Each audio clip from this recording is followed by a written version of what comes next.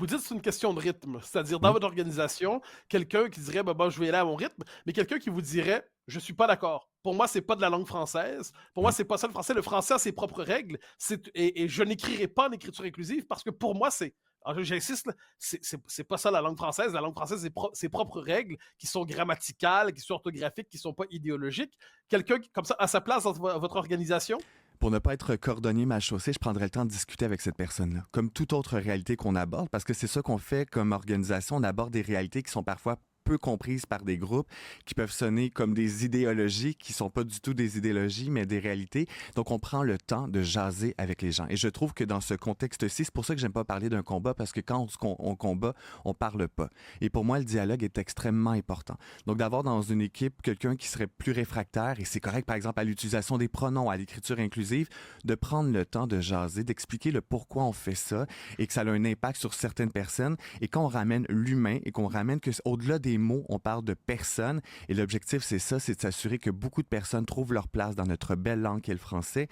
Peut-être que la discussion va être différente et on va s'éloigner du combat. Moi, c'est comme ça que je le Alors, vois et comme toute autre réalité. que finalement, vous-même, au terme de la discussion que vous appelez, vous plaidez pour le dialogue, se Oui. pourrait-il que vous révisiez vous-même votre préjugé favorable à l'écriture inclusive? Ben, je vais reprendre ce que vous avez dit. Moi, je veux imposer absolument rien. Donc, si c'est votre point de vue, si vous voulez vous en tenir à ça, c'est une chose. Par contre, je veux apporter de la nuance dans la conversation. Peut-être qu'à cette heure-ci même, 8h55, vous dites, moi, c'est ça ma position, c'est ça mon combat, je m'arrête là. Peut-être que vous allez partir un peu plus tard et que vous allez avoir une réflexion. Peut-être que ça va mûrir. Et c'est ça mon objectif. C'est ça mon Ou objectif comme l'inverse? organisation. Ou peut-être l'inverse. Et c'est correct. Par contre, on aura eu une conversation. J'aurais eu l'occasion de présenter ce que j'en pense.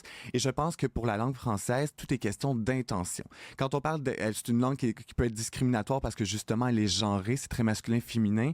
Par contre, quand on fait une publication, un texte où on écrit quelque chose, il faut ramener à l'intention de base. Si l'intention c'est oui discriminer puis tasser les gens parce que je veux écrire au masculin parce que je veux pas que les femmes s'y reconnaissent, ni d'autres, par exemple les personnes non binaires, ça c'est une chose.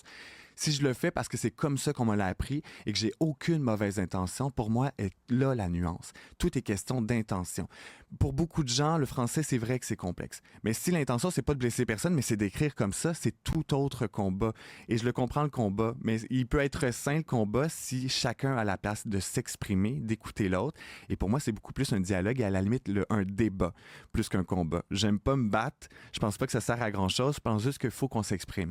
Et si une personne ce matin qui nous a écoutés et qui a fait OK, je vais aller lire sur ce que c'est l'écriture inclusive. Ça veut pas dire qu'il va l'utiliser ou maintenant tout changer son français, mais d'au moins avoir la conversation. Ou si une journée, son enfant va lui dire ah, j'utilise l'écriture inclusive, je sais un peu plus ce que c'est, j'aurais réussi ma mission. Moi, je suis pas là pour imposer quoi que ce soit. Je suis là pour outiller et nuancer les gens. Il y a une grosse Alors, différence. alors, Raphaël Provost, sur ce désaccord profond, documenté, et sur ce combat à tout le moins mené des deux côtés, c'est un plaisir de vous Un recevoir. sain Merci combat. infiniment. Merci à toi. Bonne journée à vous.